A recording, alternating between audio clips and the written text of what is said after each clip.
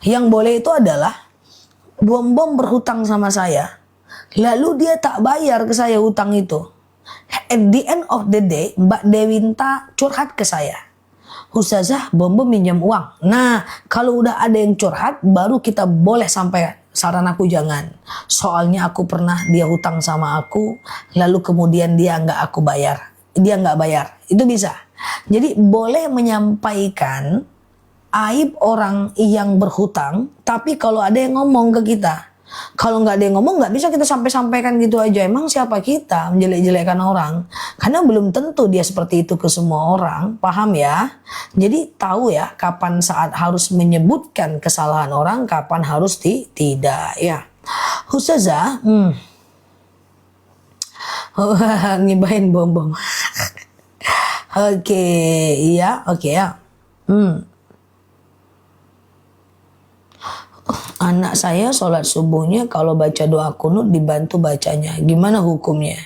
Sebenarnya kalau nggak hafal kunut nggak harus dipaksakan, Mbak. Karena kunut itu cuma sunnah saja ya, menurut Imam Syafi'i dan tidak menurut Imam Hanafi ya. Ustazah, kalau yatim piatu masuk penerima zakat mal enggak. Yatim piatu tidak boleh diberikan zakat ya. Yatim piatu itu hanya boleh diberikan sedekah. Sulam alis haram enggak? Haram, Mbak, haram. Sulam alis enggak boleh, Mbak. Ya, jadi gini, Mbak. Kenapa pakai bedak boleh? Karena bisa dihapus, Mbak.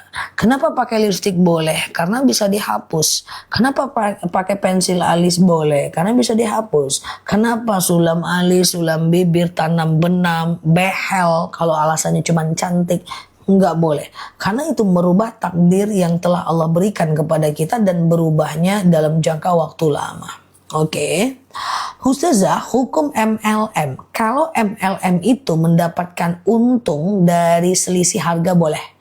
Misalnya aku diskon barang 50%, downlineku 35%. Nanti ada orang beli ke dia, maka aku dapat selisih 15%. Itu boleh.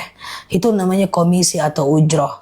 Yang tak boleh itu adalah cuman aku nggak ngapa-ngapain. Pokoknya dari mereka aku dapat poin nggak jelas itu.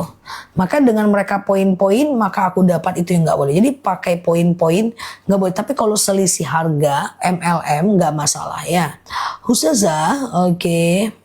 Sejak dengan Ustazah aku nggak ada lagi waktu gibah. Masya Allah ya. Waktunya di HP aja ya. Oke.